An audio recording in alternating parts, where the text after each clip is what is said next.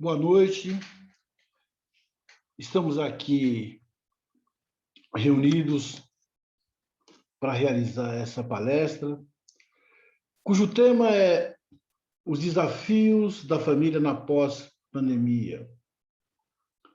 Representando a nossa querida Casa do Coração, a Frateceb, neste evento da primeira Semana Espírita da USE Intermunicipal de Embu das Artes e USE Distrital de Pinheiros. Vamos lá.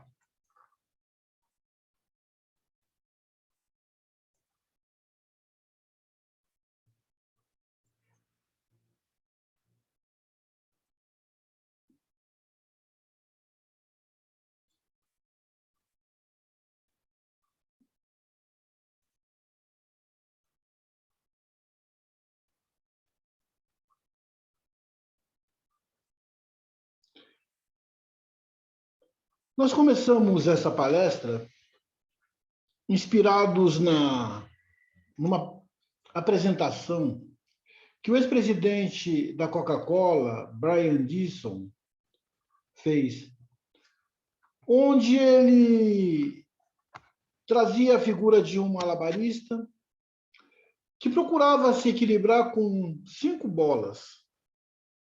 A bola da família, a da saúde, os amigos, o espírito e o trabalho. Contra Brian Dyson, que dessas 5 bolas, apenas o trabalho era de borracha. Ou seja, se essa bola de borracha caísse, ela retornaria. Porquanto, alegoricamente, se você perdeu o emprego, se você perdeu o trabalho, é sempre possível recuperá-lo. Porém, as outras bolas, da família, da saúde, dos amigos, do espírito, eram bolas de vidro, extremamente frágeis. E se uma delas caísse ao chão, se espatifaria e jamais seria possível recuperar.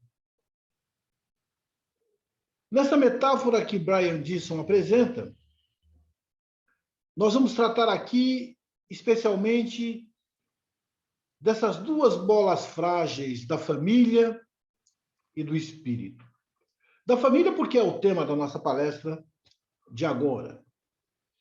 E do espírito, porque nós também abordaremos as questões espirituais que dizem respeito aos desafios que a família tem a enfrentar. Vamos iniciar recorrendo ao Livro dos Espíritos, onde, no capítulo da Lei de Sociedade, na questão 775, Allan Kardec pergunta aos benfeitores do mundo maior: qual seria para a sociedade o resultado do relaxamento dos laços de família?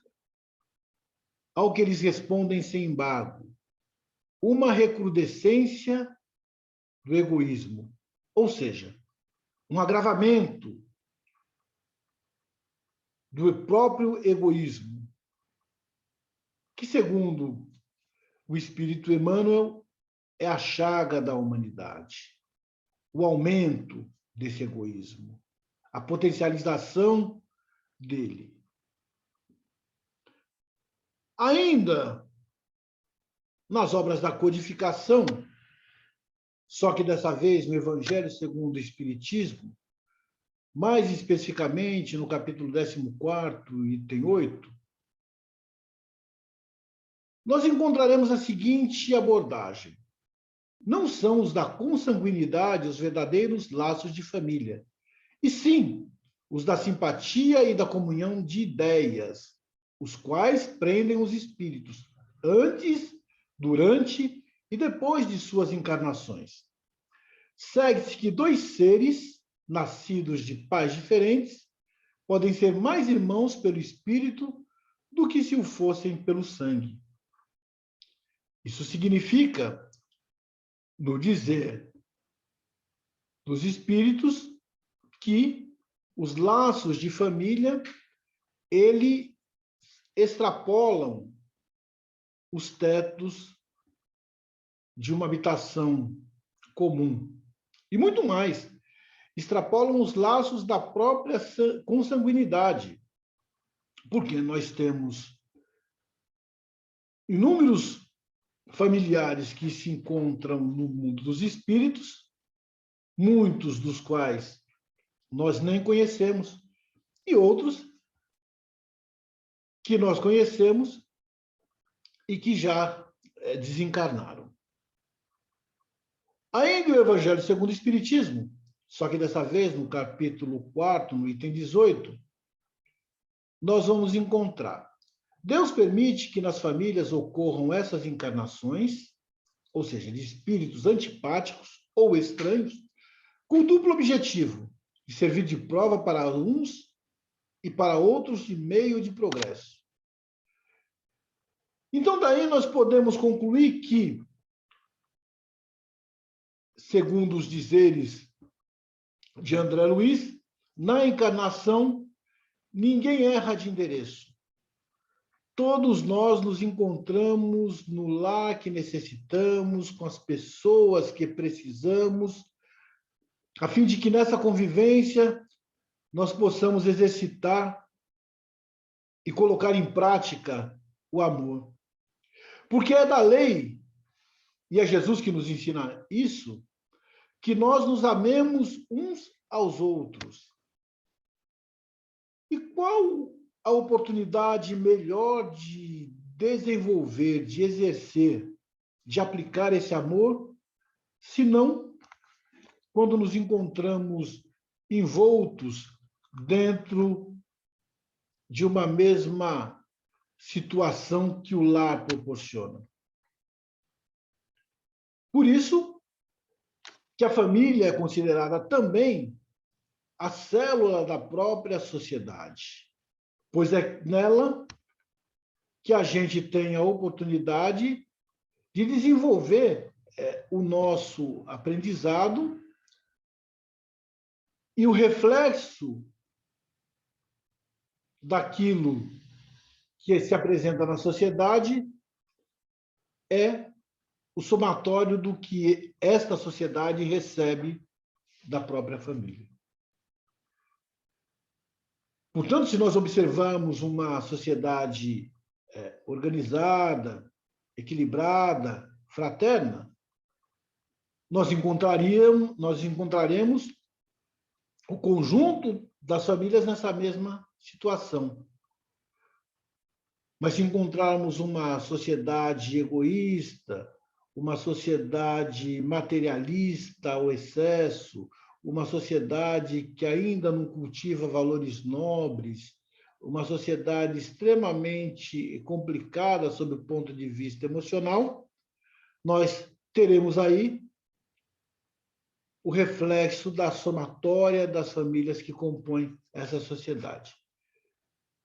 Isso é muito interessante porque, a partir daí, a gente começa a entender o que significam esses desafios, que é o tema da palestra que nos traz aqui. Porque as questões que envolvem a família são as questões que envolvem as próprias pessoas. E quando a gente fala nos desafios da família na pós-pandemia, nós poderíamos acrescentar que esses desafios são de antes, são de durante e permanecerão após a própria pandemia, porque são questões que envolvem a nossa própria vida, mas que, de certa forma, por vivermos num ambiente de confinamento, por vivermos num momento até de certa clausura, essas questões elas se potenciaram muitas vezes de uma maneira desproporcional. Então, nas questões emocionais, nós vamos encontrar o aumento da depressão, da ansiedade. Eu tenho amigos psicólogos e alguns conhecidos psiquiatras que dizem que nunca tiveram tanto pacientes como neste período em que nós enfrentamos a pandemia. Também dentro do ambiente emocional, e que pode potencializar ou agravar uma doença mental, nós vamos encontrar pessoas com dúvidas quanto aos seus objetivos, seus propósitos de vida, perdendo a referência quanto às suas aspirações, sentindo-se angustiadas, sentindo-se reprimidas, pessoas que passaram por momentos muito tristes de falecimentos de entes queridos, e nós colocamos aqui perdas afetivas, mas colocamos entre parênteses, porque como espíritas nós sabemos que a morte significa apenas uma mudança de dimensão. Mas a perda no sentido que nós entendemos aqui é a perda da convivência, de pessoas que nos foram caras, de pessoas que nos são queridas. Quem de nós não conhece alguém que perdeu um parente muito querido, um pai, uma mãe, um irmão, um filho, um amigo, um colega de trabalho, companheiros da doutrina espírita tão queridos que se foram, que desencarnaram? E muitas oportunidades a ficha começou a cair somente agora, quando se deu conta de que aquela pessoa que estava próximo até agora já não se encontra mais aqui.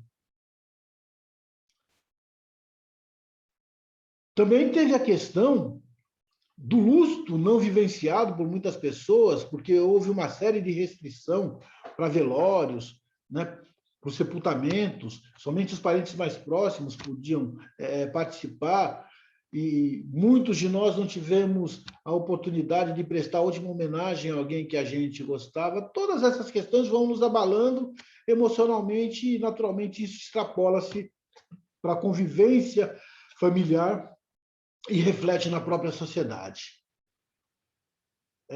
De ordem material, a pandemia trouxe dificuldades para o comércio, para a indústria.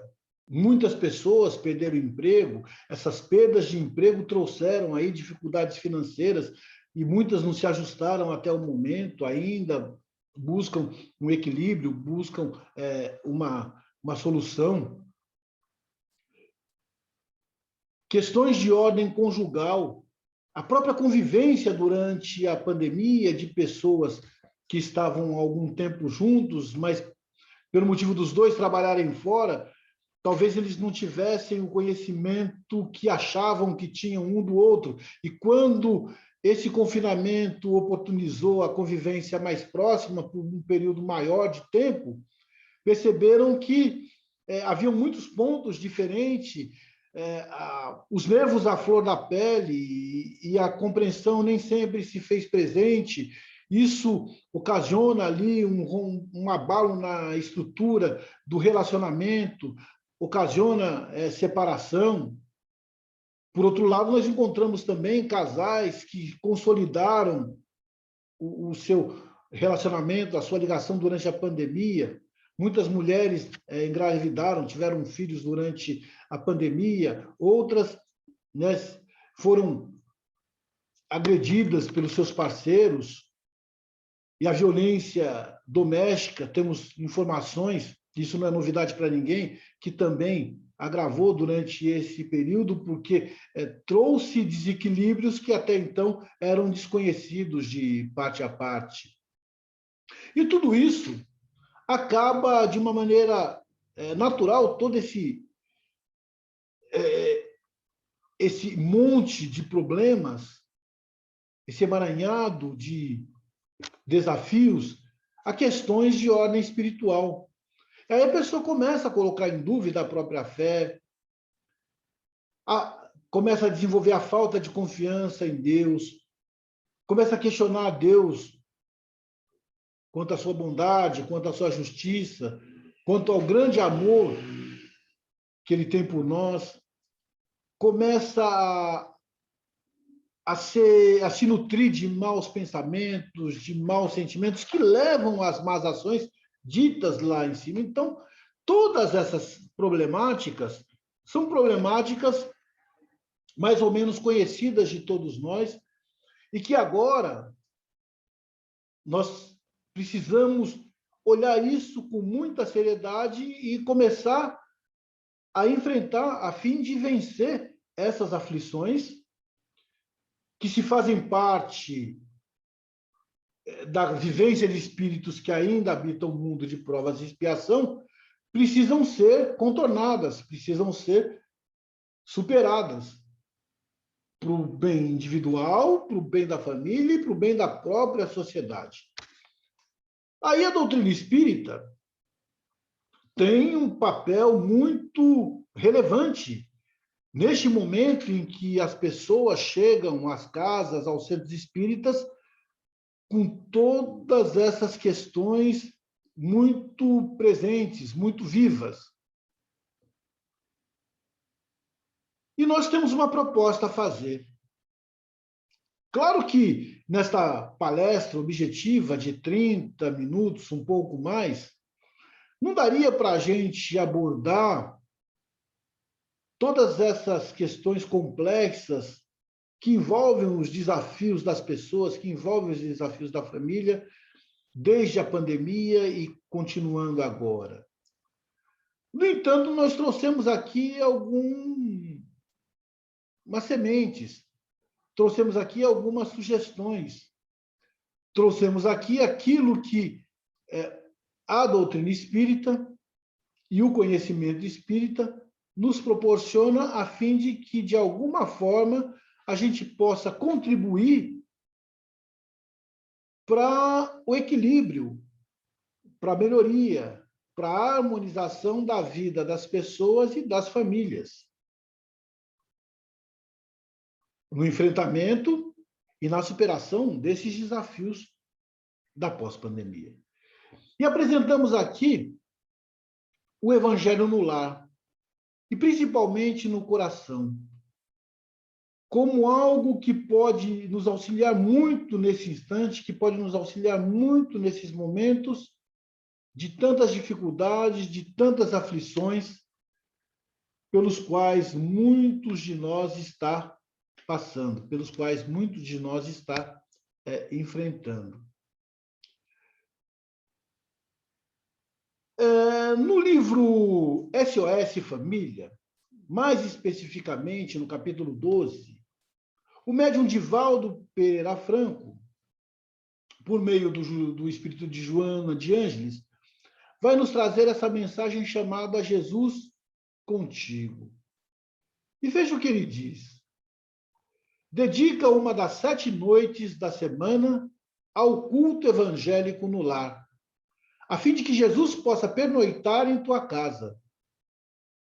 Prepara a mesa, coloca água pura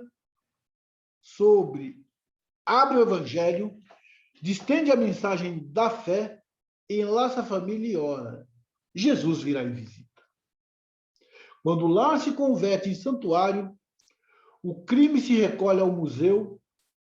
Quando a família ora, Jesus se demora em casa. Quando os corações se unem nos liames da fé, o equilíbrio oferta bênçãos de consolo e a saúde derrama vinho de paz para todos. Jesus no lar é vida para o lar. Observe a importância dessa mensagem que a querida Joana de Ângeles nos traz, convidando-nos a trazer Jesus para dentro dos nossos lares por meio do Evangelho no lar. Convidar Jesus para que entre pela porta social da nossa casa, para que entre pela porta social do nosso coração. Não só para atender problemas que, se reais, hora ou outra, com força, com determinação e com fé poderão ser resolvidos, mas trazer ele para dentro dos nossos lares como um verdadeiro amigo que, pode trazer e vai seguramente trazer, pelo seu evangelho de luz, um lenitivo para as nossas almas e um alívio para as nossas mentes.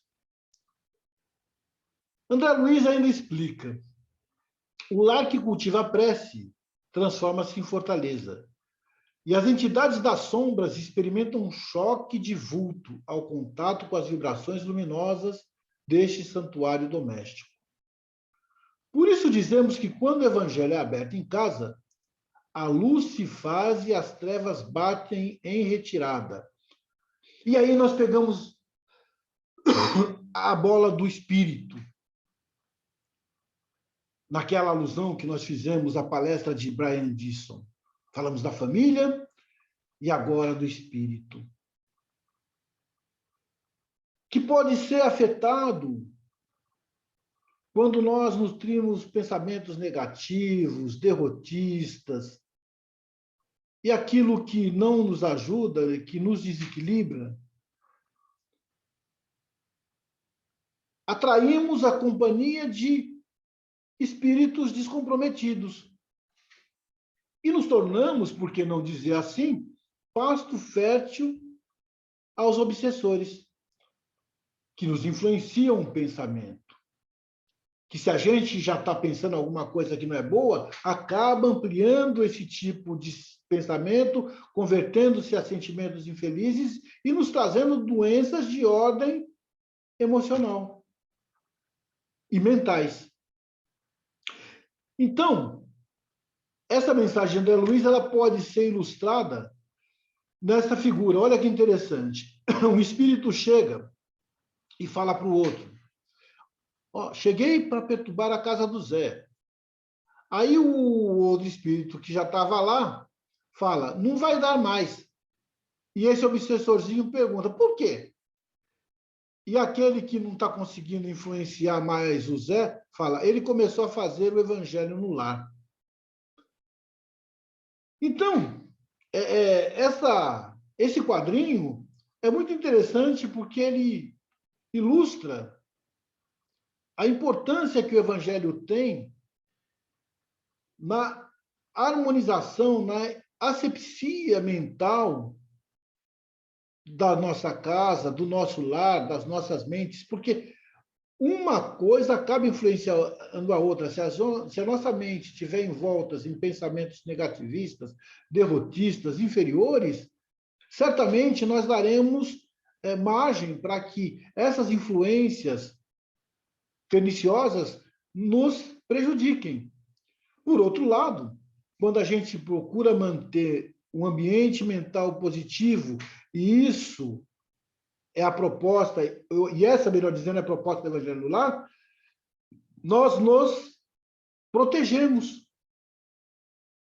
Isso não significa que os problemas existentes vão passar milagrosamente. Não significa que aqueles desafios não acontecerão mais na nossa vida, que nós dali para diante não teremos nenhum tipo de problema e todas aquelas questões magicamente serão vencidas. Mas quando começamos a cultivar bons pensamentos, bons sentimentos, nós vamos criando em nós uma resistência que aprende a suportar essas adversidades com mais coragem, com mais fé, com mais determinação, e nós ampliamos a nossa confiança em Deus, de modo que aquele problema que parecia tão grande, ele se torna possível de ser suportado, porque nós deixamos de nos lamentar, nós deixamos de ficar chorando e reclamando para agir no sentido de solucionar, no sentido de buscar alternativas para os problemas que se apresentam em nossa vida. E com o Evangelho no Lar também, nós temos a possibilidade de começar a modificar os nossos pensamentos e os nossos sentimentos, substituindo pensamentos negativos por pensamentos positivos. Por exemplo, ódio por amor. Ressentimento, que é ficar remoendo um problema, nutrindo mágoa no nosso coração, pela compreensão. O medo, tão presente ainda, pela coragem. O desinteresse, pelo entusiasmo. O descontentamento pela boa vontade em fazer algo de bom, algo de novo. A falta de confiança pela autoconfiança. E como é bom ter autoconfiança. Como a gente se fortalece com isso, como a gente cresce. E lembrando a prece do nobre Francisco de Assis, substituindo a dúvida pela fé. O egoísmo, que nós falamos lá atrás, a chaga da humanidade, pela caridade. Que na pergunta que Allan Kardec faz aos espíritos, na questão 886 de O Livro dos Espíritos, eles respondem sem embargo. A caridade, tal qual a entendia Jesus, é benevolência para com todos. Indulgência para com as imperfeições dos outros. E perdão às ofensas. E aí a gente começa a vivenciar essa caridade no seu sentido mais amplo, no seu sentido mais sublime, com toda a sua possibilidade, com toda a sua potencialidade. A depressão, que são os pensamentos derrotistas, tristes, que é o nosso abalo profundo diante da vida, pela felicidade. Não aquela felicidade plena dos espíritos felizes, que já venceram todas as dificuldades pelas quais nós ainda estamos passando e enfrentamos no mundo de provas e expiação. Mas a felicidade que nos é possível, a felicidade de uma consciência tranquila, de colocar a cabeça no travesseiro e de dormir. A felicidade de desenvolver a esperança. A felicidade de ampliar a autoestima. A felicidade de experienciar ou experimentar a alegria de ter companheiros de jornada ao nosso lado. E assim por diante. O Evangelho em casa, ele é o remédio adequado, o remédio necessário, o remédio que nós precisamos para curar os nossos males. É por isso que nós apresentamos ele aqui, para que a gente possa vencer esses desafios que já haviam antes, durante e haverão na pós-pandemia, para cada um de nós, para as nossas famílias. Porque ele cura todos os males da humanidade. E olha, a distribuição desse remédio, das pílulas do Evangelho, uma vez por semana, é gratuita. E ele não tem contraindicação, é para todas as idades. Crianças, jovens, adultos, idosos, mulheres, homens, todos podem se beneficiar do bendito remédio do Evangelho no lar. E encerrando aqui a nossa palestra, partindo para os momentos finais, né? Vamos parar de compartilhar a apresentação. Nós queríamos agradecer a cada um de vocês que esteve conosco assistindo esta palestra que a gente preparou com muito carinho, nessa primeira Semana Espírita da USE Intermunicipal de Embu das Artes e Distrital Pinheiro.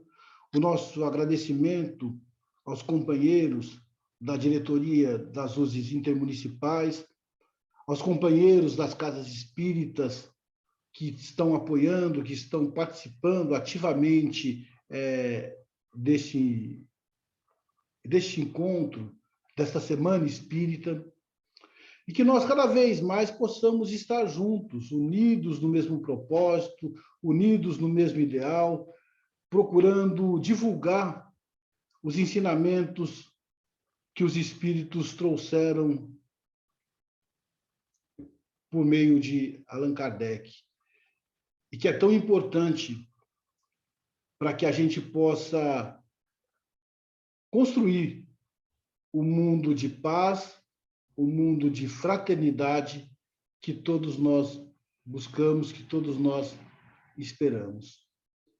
E assim, nós rogamos ao querido e amado Mestre para que esteja presente na vida de cada um de nós e que nos fortaleça hoje, agora e sempre. E convidamos vocês a acompanharem as outras palestras que serão ministradas até domingo, neste mesmo horário, nesta primeira semana nesta primeira semana espírita que a gente está realizando desta forma. Tá bom? Um grande abraço e até uma outra oportunidade. Muito obrigado.